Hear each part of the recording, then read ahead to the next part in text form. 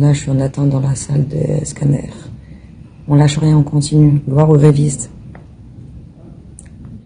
Chez Verbaudet, dans le Nord, les ouvrières avaient organisé une manifestation pour réclamer l'augmentation du salaire. C'est dans ces contextes que des policiers avaient intervenu pour dégager donc ces ouvrières. Donc, une d'entre elles avait été gravement blessée. Donc, elle a décidé de porter plainte contre ces policiers. Avant de prendre le témoignage de la victime, essayons de revoir qu'est-ce qui s'est réellement passé sur le site. Mais c'est là. Vous lâchez notre collègue. Vous lâchez. Elle a un cancer. Elle a un cancer. Vous la lâchez correctement. Elle a un cancer. On s'en bat les couilles. Vous lâchez, elle a un cancer. C'est un malade. Lâchez-la. Vous êtes des grands malades, sérieusement. Non, regardez comment elle a un cancer. À présent, écoutons le témoignage de l'ouvrière qui a subi la violence policière. De vêtements où je sais plus. Donc on est en train de démonter la tonnelle. J'allais ramasser une pile de vêtements où je sais plus.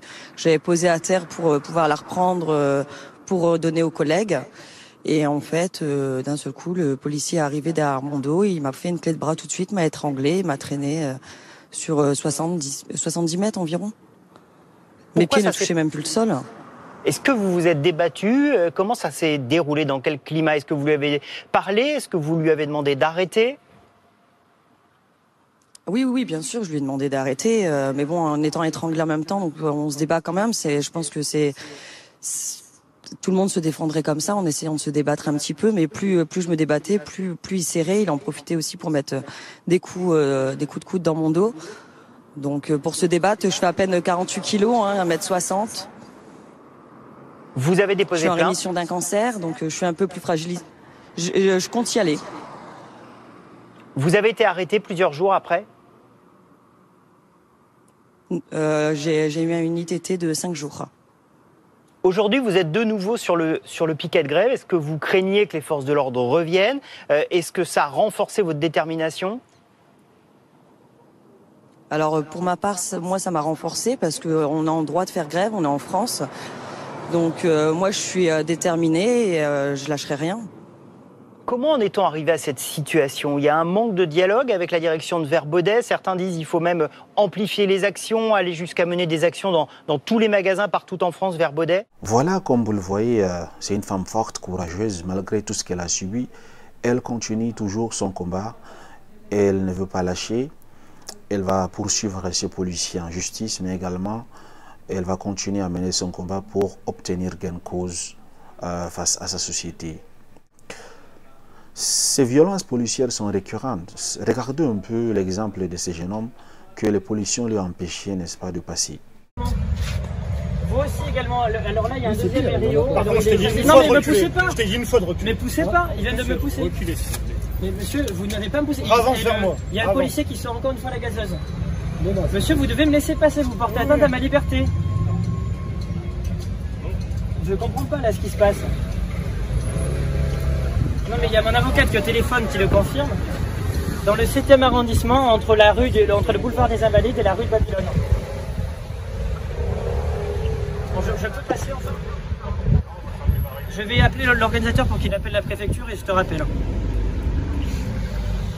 On va appeler maintenant, on va essayer de joindre les services de la préfecture. Voilà aujourd'hui l'état des libertés publiques en France. Et individuelles.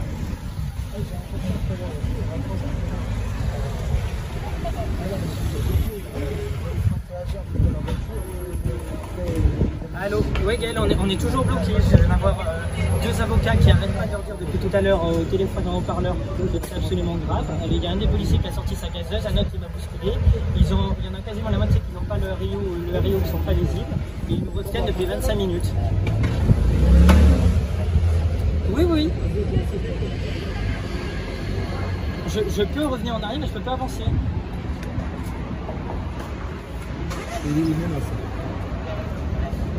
Ben non, on peut pas parce qu'ils ont mis notre ami avec 3 policiers la voiture qui a 10 minutes et ils attendent qu'elle arrive ici avec la voiture pour nous récupérer. C'est juste hallucinant. Il y a 2 avocats différents qui viennent de leur dire en parleur qu'il n'y a aucun fondement légal et qu'il y aura des poursuites graves et qu'ils risquent 7 ans d'emprisonnement pour détention arbitraire. Ça les a fait rire. Ils refusent de donner leur RIO pour la plupart d'entre eux. Normalement, le travail d'un policier, c'est de protéger la population et de maintenir l'ordre. Mais malheureusement, nous constatons que ces policiers, c'est eux qui créent les désordres et c'est eux qui violentent les gens. Bon, c'est pas étonnant puisqu'ils sont au service de la Macronie. J'espère que les juges prendront les responsabilités pour juger donc ces policiers qui sont reconnus coupables dans divers sujets de violence envers les personnes qui manifestaient, puisque la manifestation est une droit pour tous. Si les gens viennent manifester simplement, si les gens viennent manifester pour réclamer les droits et que les policiers les violentent alors que ces personnes n'ont pas causé d'ennui, je pense que les juges doivent se prononcer sur cette affaire parce que ce n'est pas la première fois qu'on voit des personnes violentées, mais également ça ne serait pas la dernière fois si ces policiers ne sont pas punis. Pendant ce temps, la patronne de la CGT arrive à Matillon pour négocier le retrait de la loi sur les réformes des retraites. La CGT, elle est venue en se faisant le porte-parole des salariés, des jeunes qui se mobilisent depuis 4 mois par des grèves et par des manifestations. On a porté des exigences concrètes et précises. La première, c'est le retrait de la réforme des retraites. La deuxième, c'est l'augmentation des salaires. La troisième, c'est la conditionnalité des aides publiques, la lutte pour améliorer les conditions de travail et pour mettre fin aux inégalités entre les femmes et les hommes. Alors nous posons donc la question. Ont-ils obtenir gain de cause? Ont-ils parvenu à faire fléchir la première ministre sur les réformes des retraites? Et le problème, c'est que sur l'ensemble de ces sujets, nous n'avons eu aucune réponse précise. Nous étions venus pour, a priori d'après le gouvernement, du dialogue social. Nous avons assisté à 2 heures de monologue patronal, puisque sur l'ensemble des points que nous avons portés, nous avons eu soit des fins de non-recevoir, donc avec des échanges argumentés, mais en attendant des fins de non-recevoir, soit l'absence de réponse, à commencer par la réforme des retraites, sur laquelle nous avons rappelé notre exigence de retrait et puis sur laquelle nous avons alerté la Première ministre sur le fait qu'il n'était pas possible que la proposition de loi qui va être examinée le 8 juin prochain soit encore une fois soustraite au vote des députés. Ça n'est pas possible que le gouvernement, encore une fois, multiplie les manœuvres dilatoires pour empêcher l'Assemblée nationale de se positionner. Je me demande à quoi est-ce qu'elle s'attendait au fait. Parce que déjà à l'Assemblée nationale, ils ont forcé pour faire passer cette loi devant les députés, malgré, n'est-ce pas, malgré l'opposition de certains députés. Mais ils ont utilisé le 49.3 pour adopter cette loi. Donc ce n'est pas une simple patronne de la CGT qui va faire fléchir la Première ministre et la Macronie. C'est quelque chose d'impossible. À un moment donné, avec ces gouvernements, pour obtenir gain de cause, il faut souvent songer à utiliser d'autres moyens.